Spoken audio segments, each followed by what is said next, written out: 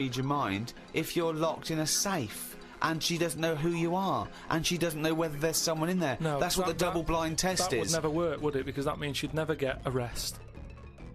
That's like you're making up the rules. You're making up the rules. Oh no, the thing is, that's what these people do. Go, oh no, I have to hold your hand. Oh, you have to write it down. Well, why? Why do you? It's the same as these mediums that contact the dead. They go, oh, I'm getting someone. Just ask him who he is. Just give us his full name and address. It's ridiculous. I know the fact that these dead people give him cryptic clues. Ask him about the toaster. What's your name? What's your name? Can't say my name. Might be an uncle. Just give me your fucking name. Back to Carl's diary, Friday the 31st. I read that some fella had been having an affair. His wife found out, so when he was asleep, she superglued his knob to his stomach, one of his bollocks to his leg, and glued his arse cheeks together, then chucked him out. If Suzanne did that, I would definitely not get back with her. Saying that, I would have woke up if someone was putting superglue on me arse. I'm quite a light sleeper. Is that what she did, is it? Yeah, that's why I'm a bit cautious about wearing earbuds every night. The plunge things. Earbuds, Earbuds, right? So that's things. so that's not called, right? Plunge things. It's like he makes up words. They taught a chimp to talk, and the chimp had a better grasp of language after about a few years than Carl. Unbelievable. Yeah, that's why I won't wear buds and plunge things. I phoned him up the other day. He went, oh, just tried out those new earplugs that mould your ear. You can't hear a thing except your own voice. And I went, oh, right, they're good, aren't they? He went, yeah. He said, it's weird hearing your own voice, isn't it? Because you're hearing it as other people hear it. I went, no, you're not. He went, you are. He said, you don't usually hear your own voice, because usually when you talk, you're talking over it. Woke up at 9:55am. Soon as I woke up, I looked at Suzanne and she looked at me. I said, did I tell you about... I just think of him opening his eyes and looking at him. Okay, alright. Okay, so he opens his eyes, he looks at Suzanne, she looks at him. What question, Rick, do you think he immediately asks his girlfriend? Go on. What question do you think? Have a quick guess. Am I dreaming? I woke up, I said to my girlfriend, did I tell you about... I woke up, I looked at Suzanne, she looked at me. I said, did I tell you about the immune system? Did I tell you about the immune system? Suzanne started laughing. I said, it's amazing. She said, not now.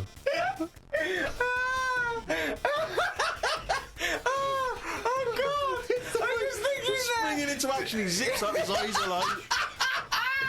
Did I tell you about the immune system? Oh, shut up, Carl. Put the kettle on. Oh, God!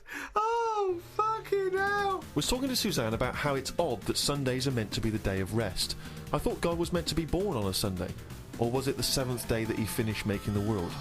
Imagine how good the world could have been if he'd given it an extra day. Sometimes it's best to give yourself a deadline, though, so you don't faff about. I looked at Suzanne. She was leaning back on the bench with her eyes shut with the sun on her face. I never got an answer to my question. Pretending to be asleep. I met up with my mate Laurie. He said he was in a pub at the weekend and saw a bloke whose hands were on the wrong arms. No! No! What do you mean? Well, he had his left hand on his right arm and the right hand on the left arm. I don't think this will be a problem if he's been like that from an early age. When I was in Ripley's in LA, I saw a bloke whose head was on back to front. That's more annoying, innit, than your hands. Innit? Now then, would you walk... How would you walk? Would you be walking backwards that you could walk... So you're basically walking forwards? I reckon I'd walk sideways so nobody would sort of tell the difference. It just looked like... Oh, God! He solved it again! He's thought it through. Oh. Got home and read my magazine. There was a story about a baby that was born that looked like a frog. What magazine's this? That made the news. That was in a proper newspaper in the end. The story used the description to describe it. There was a picture. I think it was a fairly decent description. It didn't really have a neck or top half of its head. It would look alright if it always wore a scarf and a hat. The world would be a more interesting place if there were loads of different types of humans like there are creatures. Then some people would be good at certain jobs. Spider people, ant people, builders, cockroach people, dustbin men. Good idea, isn't it? I mean, Cockroach men, Spider-Man, what are you talking about? I haven't had a normal conversation with you for a year. No. It's getting worse, I think. I think it's because you've left and you've got too much time on your hands and you live in your head for sort of like maybe 8 hours a day, and then you offload when someone calls you, or when you call me, or Suzanne gets the brunt of it. But I mean, I don't know. I really would like to. And the nicest, I still think he's brilliant, right? But I would like to get a little psychiatrist in, just to. Would you mind seeing a No, but psychiatrist? it's just there's nothing wrong. These are all ideas, aren't they? You look at some insects, right? Yeah. They don't have machinery, yet they're getting by, aren't they? They have their lives like we do. They get up, they wander about, they collect food, they tidy up, they fix stuff, they make their own house. We can't do any of that. So what I'm saying is, why aren't we using them? Why are these cockroaches with all these powers and stuff Powers. going about? Some of these powers. But how could we use them? How could we harness I just them? told you, dustbin men, or whatever. That's No, what you mean. said that if they were also men, if they were cockroach men, we could use them. You've left a big bit out, but when that 1-inch cockroach becomes a 6-foot bloke wearing a jacket. It's just that we always use insects for like a bit of fun. You see flea circuses and all that, which is all very well, but I don't think it's getting the most out of them. Cockroaches can live without a head. I know. For- Could they still sort out the rubbish if they've got no heads? They could, couldn't they? Except if they were, because you know you want to use them as builders and dustmen, they couldn't whistle at pretty girls, could No, but they wouldn't be doing that job. They're just doing the bins. they? Okay. It's ants that are doing the building. Okay, I'm sorry. And are they getting up early? Are they They disturbing don't you? sleep, do they? But then they get you up even earlier. You hate it when the builders get you up at 7, then go to breakfast. Yeah, but it wouldn't go on as long, would it? Because the ants would be working hard. So it'd probably be one day of madness, but then it'd be finished. As opposed to builders just stood about whistling, doing nothing, going on for months. And is this ant 6 foot? No. About 3. 3 foot. So how many of them are there? About 30 of them. And what do they look like? Are they just a giant ant with a... Add that on. Just get on with it. I mean, it'd be weird for a bit, but with anything, you get used to seeing But things, Carl, don't you? again, this isn't an idea. It isn't a theory. You can't put this into practice 'cause it doesn't exist. I know, I'm just saying. It's though, like, well, I mean, you wishing for ant builders is the same as you wishing that you didn't have to do any building and your house was just perfect, or you could just wish for it. What's the difference? Why go through this elaborate? But what I'm saying Weird, is isn't it? that your wish is you're not taking shortcuts. You see, it's the same people who goes, "Oh, I wish I'd go back in time and put £1,000 on the Grand National." What you mean is you wish you had £1 million. Yeah. So don't worry about the time travel bit and put in you wish you were rich. Yeah. It's like, so you wish you didn't have to have builders round. That's what you're wishing for. So this elaborate thing of getting a 3-foot ant with a hard hat. Today I got an innovations catalogue. I thought I'd keep it because I like the stuff they sell in it. Brackets, one big slipper. What's that? One big slipper. just if you don't go out much. But you don't like slippers. No, but I think they're a good idea because they're just there to keep your feet warm. But why one big? Why not two smaller ones? So you can walk around. Yeah, one big slipper's just making it painful. It's and more sort of awkward. roomy, isn't it? Why do you think that's a good invention? One big slipper. How is that better than two smaller slippers? Because the problem is with slippers, right? You've already said how you nip across the road in them, right? So you muck them up and you have to buy some more. There's no way you'll be nipping to the shops in that one big one. That will always stay where it should be, by the sofa next to the telly. And you go, right, I'm in for the night now, where's my slipper? But couldn't I just put my feet inside a cushion cover or something? What? If you want, but it's only cheap, why not get one? You're right. They're only cheap. Why not get one? But then, Carl, why not get one big glove? If you're not going out, right, just get one big glove. You don't have to do anything, just one big glove. Pop your hands in one big glove. I'm not going out with gloves, you have to go out and touch stuff. Just one big glove. Why? Well, yeah, why bother putting trousers on? You've got to put legs in both. Why not just wear a skirt? Yeah, well, pop a skirt on, yeah. Put on the lady's skirt or lady's dress. It's one piece, isn't it, then? Yeah. Just pop around in One big ladies' monocle, don't wear glasses, wear one big monocle. I mean, it's stupid having two gloves. Two gloves, two slippers is mental. Anyway, had a good sleep last night. So much so that I woke up before my legs did.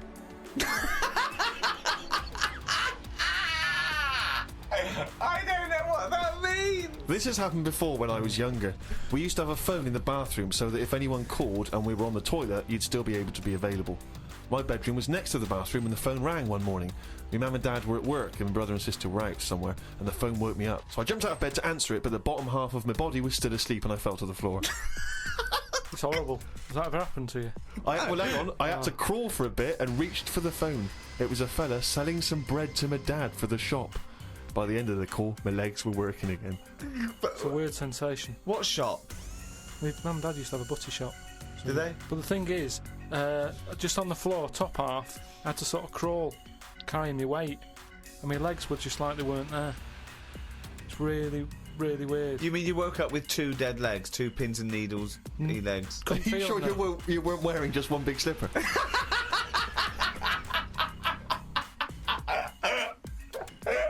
Hi, I'm Ricky Gervais. My name's Steve Merchant. I'm Carl Pilkington, right? And you're listening to the World's Technology Podcast. Can we do that end bit? Just hang on, here we go, on the count of 3, right? Okay. 1, 2, 2.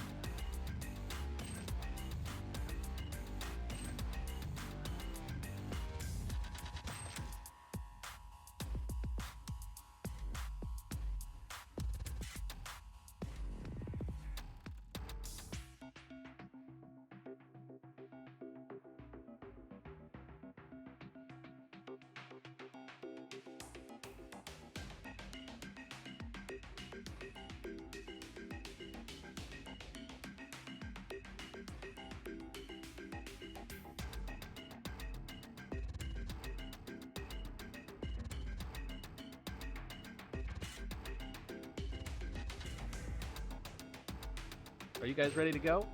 Absolutely. All right. I should start off by thanking all of you because I usually have to do my interviews from a very small, cramped, smelly booth in the newsroom, but I actually get to come down to the big studio today. So thanks a lot, guys. Thanks a lot for showing up. Is that because of us? Yeah, just because of you guys. I get the studio. Well, you get more comfort because we're on. Absolutely. Well, we're in a Don't small you, little smelly booth, so I don't know what's going on. Well, okay. Anyway, I guess I should start off by asking, Ricky, Steven, you guys have been working together for a long time. TV, radio. Why podcasting? A couple of reasons, really. It's total artistic freedom. I mean, we always had, artistic freedom. It's not the fact that we can get more freedom of speech than we ever did have, but it's more convenience. We can do it when we want for as long as we want. But the main thing is that it's literally global. Unlike everything else, people in America can't get the DVD of extras yet, maybe, or they, But this is available when it's available here. It's available everywhere. I think you say artistic freedom there, Rick. I wonder if that paints the impression of this being some kind of artistic endeavour. I was going to push that point just a little bit, having listened to every episode of your podcast so far, but we'll get to that in just a second. Was this the Guardian's idea or your idea? Ours. It was your idea. Yeah. You guys went to the Guardian and said, "Can we do a podcast?" That's exactly right. Yeah. And then you offered to do it for free. Well, we wanted to do it for free, so we had to have someone to host it because obviously it costs money for the setup and stuff. So we always wanted to give it away for free. It's just then someone had to facilitate that. Right. So that idea came first. That was absolutely fundamental that I wanted it free. Yeah, we just and the Guardian were great about that. They're sort of like the forerunner of sort of media in England. So it was a marriage made in heaven.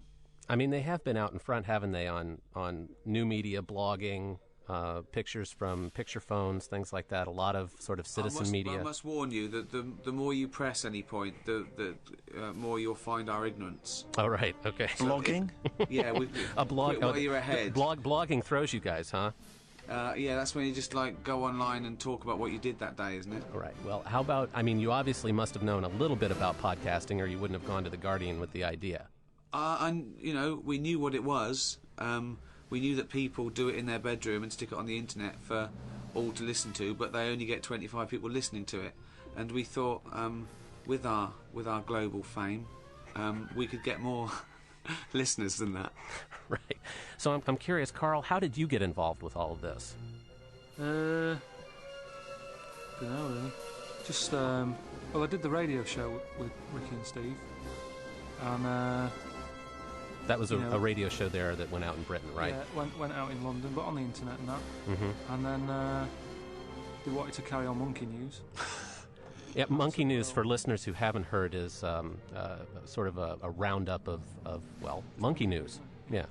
Well, I think what we should make clear to people who aren't familiar with the show is that You know, unlike the things that Ricky and I have worked on in the past, our TV sitcoms and things, this is not a carefully crafted comedy show. This is basically Ricky and I probing Carl about his views and opinions on the world. And what we discovered when we started working with him is that they are unique. And that word is bandied around, but I think I would be right in saying, Rick, that they are truly unique Carl views. is the most fascinating human being I've ever met. And I mean that both as a compliment and as an insult. His views are fascinating, but they're rather like the first chimp that ever speaks. They're rather like when you thaw out a caveman and then experiment on him. I mean, I see myself and Steve as very much as Anthony Hopkins in The Elephant Man, taking round Carl as an exhibit. And it's strange that now people want to talk to it. It Now- really is only a prop in our show. Now, Carl, you're not getting paid to do this, so why do you take this kind of abuse? I don't really see it as abuse. All right, okay. I mean, That's just stupid. they've as much as said it's abuse. Yeah, but it's just, I mean, I sort of learn stuff from it, so that's a reason to do it. But also, What have you learnt this week? well, the what's her name? About that line, that if it could shout, it couldn't. I don't always learn something. Right, obviously. He's referring to Wittgenstein's lion, where Wittgenstein said that if a lion could speak English, you wouldn't be able to understand it. It's because his frames of reference would be so far removed that even though he's using real words in the English language, we wouldn't be able to understand what he said. Carl, what did you learn about that? I just thought a lion was a bad example of a creature that you couldn't have a chat with. Go on. Yeah, No, I just. I'm with you so far. Yeah. Yeah. So all I'm Bad saying. example of a creature you couldn't have a chat with. So you're saying that you could have a chat. I just think because you said it could speak English, so Yeah. what I'm saying is, if it can speak English, it's wandering about. It's got quite a normal life, but it can't speak English at the moment. Right. It's like us. It roams about. It's Yeah. looking for food. Yeah. Now, if it was a worm, I'd say, yeah, that's not going to happen. Just because it's got all the odds are against it. It lives underground. It's underground, yeah. so it's not living the sort of life we have.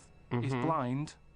Do you know what I mean, Clark? It's got no mouth, so it's going to be muffled when it speaks English. As always, Carl, I kind of try to start. I kind of start getting my head around what you're trying to say about 10 minutes after you've said it.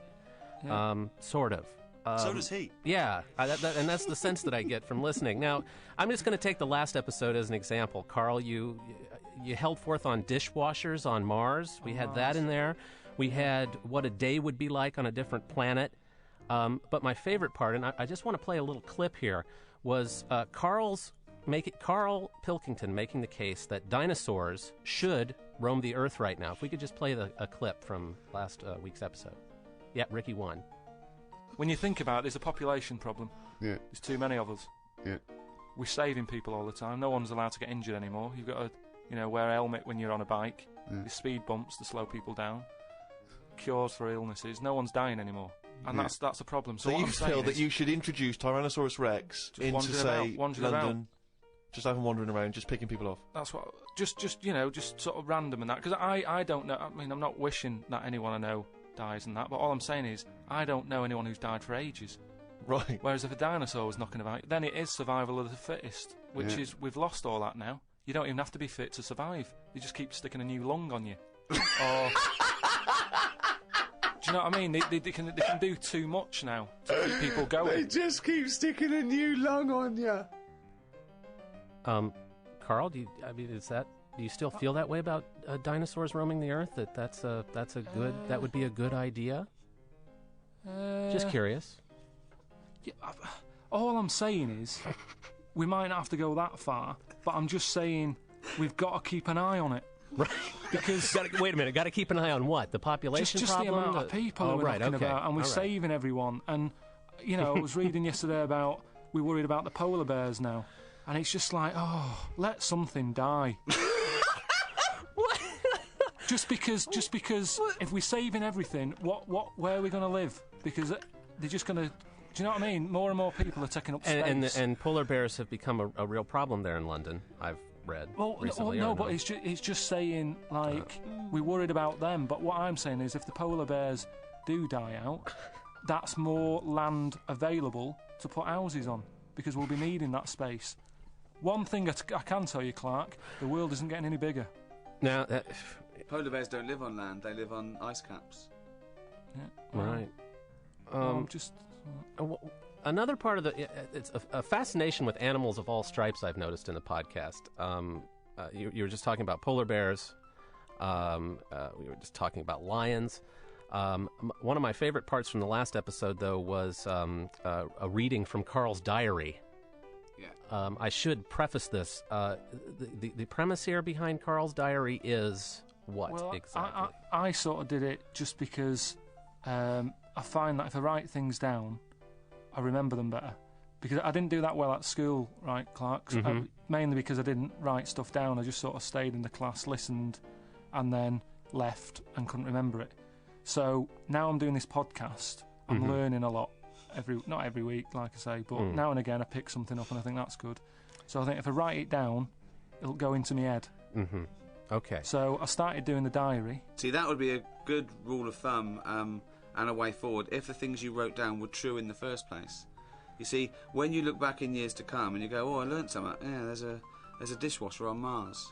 Yeah, but have you heard about that, Clark? It's not true. Working on a big... It's not true. It's not true. Yeah, the dishwasher on Mars thing I wasn't entirely convinced about, but I do like the fact that Carl is so interested in science and technology. But the thing is, it's the thing is about the dishwasher on Mars was that it was in a piece explaining that they've got telescopes now that could see a dishwasher on Mars. It was purely an illustrative point, and we explained this to him afterwards, and we explained to him that there are telescopes that can see the Big Bang because that's how long it takes light to get here. That happened billions of years ago. He couldn't see that. He couldn't see that when you see a star burn out, it happened a million years ago. I mean, he absolutely couldn't grasp that concept. But I don't see why we're looking that far, because we're not going to get there. To me, it's a bit of a teaser. It's like showing you a really nice beach and saying, "But you can't go there." So what's the point in seeing it? The whole thing about seeing something is being able to go, "That looks nice, I'm going to go there," or "That looks nice, I'm going to buy one." But to say, well, that's not true. What do you mean? Well, that's not true. That's not true in all cases, is it? Why? Well, why have we been fascinated with art? Why have we been fascinated with... the people don't show you the Mona Lisa because one day you might buy it. Well, yeah, but I've talked about that. I'm not a big fan of a lot of art. But what I do know is I don't want to look miles away and see stuff that's happened and I can't change the end of. I mean, are you up for it, Clark? Would you have one? Have what? Have what? A dishwasher on... See, this is the problem, Carl. Carl, I get lost. I get lost in it. By the time you get to asking me the question, I don't quite know what you're asking me anymore. I'm just saying, is it worth seeing that far? Well, there you are, Clark. That's one of the most extraordinary questions you must have been asked in some while. It is. Is it worth looking that far? I'll tell you what I mean. Maybe this is clearer. It's like when you get to a corner, you want to turn it because you go, "I wonder what's round it." But if you can see round the corner without going round the corner, then, will you ever look round the corner? Maybe that's not... He's tongue-tied. He's brain-tied himself again. At this point, since we're out in space anyway, in more ways than one, I wanted to, Stephen, you tend to be the one who reads from Carl's diary. Is that something you look forward to? Enormously. I mean, Carl, we had to persuade Carl to allow us to read from his diary. You might explain what his diary looks like, too. Well, his diary is one of those enormous, oversized desk diaries. It's not the sort of discreet thing you keep in your pocket. It's a big black folder, essentially, of his gobbledygook. And every day he writes something down. He hopes to have learned something. It weighs about 10 pounds. His writing is all in capitals, like the writing you see in a madman would leave about just before aliens. he started picking people off from a clock tower. Oh boy! Yikes! Well, which of course would help with limiting the population, Carl, if we had someone doing that. Hey, you wouldn't need the dinosaurs. Exactly. Yeah. Well, I wanted to play. This is from the last podcast that you guys did too. This is Stephen Merchant reading an entry from Carl's diary about The Big Bang Theory. Got my science book out. It said that the static you get on the telly when a channel isn't tuned in properly is radiation that is still knocking about from when the Big Bang happened. I thought about the Big Bang and wondered if it was really a Big Bang, or did it just sound louder as there was no other noise to drown it out. Carl's diary, Rick, never ceases to amaze. More from that next week. I mean, wow. Yeah, I agree. That's sometimes all I can think is wow. Yeah.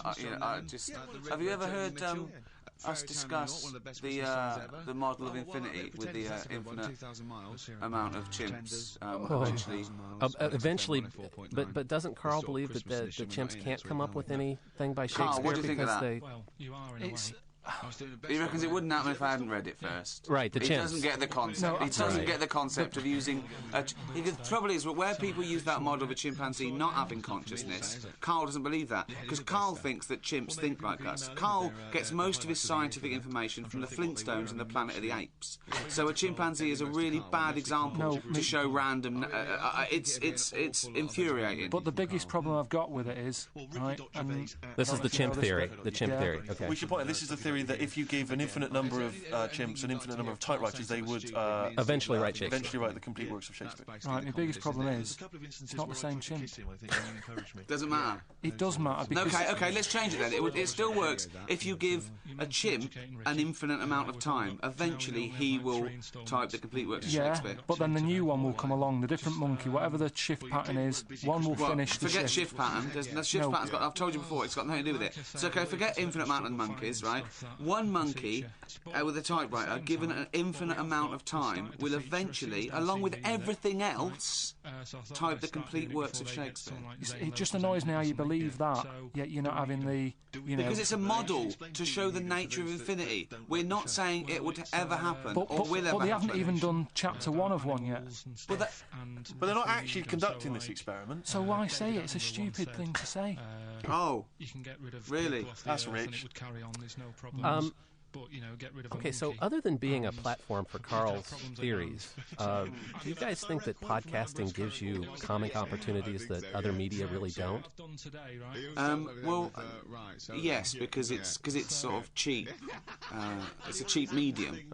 We couldn't go on television and expect people to pay a TV license or to take advertising out on the drivel of Carl Pilkington. Whereas if we just stick it out there and people come across it. I mean, just think of us pitching this idea to a TV company. We get a shaved monkey and ask it stuff for half an hour. They're not going to be chomping at the bit, are they? Whereas this way we can show them the... I mean, I really do feel like I am a pioneer in the Old West, and I've found the missing link. Me and Steve think of us going around in some sort of wagon where we pull down the sheet and there's Carl sitting there in the cage, and all these people go, yes, see the roundness of his head, hear it speak. Right? You know what I mean? It'd just go around every... I mean, I'd love to do a tour of America and give away little, pictures of Carl. They've met the missing link. But Clark, do you sometimes think I have got a point? Do you ever think, he's right with that? You have... I sometimes think you have a point. I'm not ever entirely sure what that point is. Yeah, but it's the same as if Einstein, right? Say if he didn't have everyone bigging him up like they have now. And, Yeah. you hear the name Yeah, I know. Einstein. I know you're anti-Einstein too. Yeah. But what I mean is, if he said to you, all right, Clark, E equals MC squared, wouldn't you find that a bit like, what are you on about? What's your point? That's a good point. I see now that you are like Einstein. I'm just it's saying a every perfect idea, metaphor. every idea has to come from an egg, and I'm just laying the egg. And you've just got a head shaped like an egg, and it's coming out of there. You're just laying the egg, are you? So where is Yeah. Einstein there, building, of course, on Newtonian laws of physics? Your idea of dinosaurs rampaging around London in order to pick people off and keep the population down is based on what previous idea? It's just one idea. Jurassic Park? It's just one little idea that could move on to another one. Has the popularity of this surprised you? Carl's not really in a festive mood, but... Yeah. I mean, 3 million downloads of 11 Yeah, episodes? We're getting about sort of 400,000 or 500,000 downloads a week now. I mean, it's amazing that these people are out there coming back and telling their friends. I mean, that's what's nice about it, that they download it, they bother to download it, it just doesn't come out of the radio waves. They're not, you know, they bother to download it week after week. I think one of the attractive things about podcasting, and something that we enjoy with radio, and this in a sense gives us even more freedom, is that it doesn't have to be carefully crafted. It can feel like, and it is, three people having a conversation in a room. And I've always personally been a fan of any kind of media where you get, as it were, invited to someone else's conversation and you can sort of listen in. And you know, ideally that would be, you know, some of the great thinkers of our time. But you know, in this instance, it's not. But it's, you know, I think it can be pleasurable. You can sort of plug yourself into someone else's life for half an hour and see the way they think. And I think there's something quite inclusive, hopefully, about the show. Right. Why you should choose to listen, I've no idea. Yeah, well, what the hell is going on in your life that you need to listen to this drivel? well that was going to be one of my questions. I mean, what has been your I mean interaction? specifically you, Clark. What's going on in your life? What's going well? I mean, yeah, that is a fair question. I guess not much really. But do you have plans quite for an expert on technology? Is there anything you want to ask him? Yeah, Take this opportunity. because I won't be Think able of it to like a answer it. but- consultation. Ask him anything. What bothers you about the world? Come on, Carl? shoot, Carl. Give me something. What, do you know, like, there's loads of inventions all the time, aren't they? They're coming out all the time, they're always bringing stuff out. Yep, fair enough. Mainly stuff we don't need now, I'd say. Well, that's your since opinion. Since about, I don't know, 1978, I'd Brilliant. say. Just absolutely plucked a figure at random. Plucked a year out of the air. The mobile phone was voted by farmers around the world the most labour-saving device of the 20th century. That came after 1978. So once again, you've made a fool. I know what you're going to say. It's just a phone. They just tweaked it. Fundamentally different. It's the same as the iPod being the new Walkman. Right. They keep sort of tweaking it, and it's annoying because to me it's kind of like, you know, someone jumping on the back of someone else's idea, right? So say like Mr. iPod, he's sort of jumped on the back of Mr. Walkman. And he's gone, I'll have that. So I've just got an image of now a man jumping on the back of another man. I mean, it's Is that incredible. the actual image in your head, Carl, as you said that?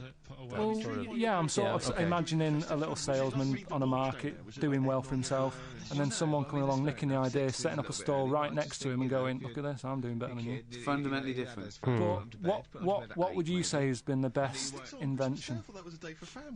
Ever? Well, before 1978, because everything after then it's just been toys. So just, you know, something that you go, Amazing. That's. I mean, amazing. We've got DNA fingerprinting since 1978. We've mapped. Yeah, but all these the things are double making other helix. people lazy, aren't they? All these new inventions.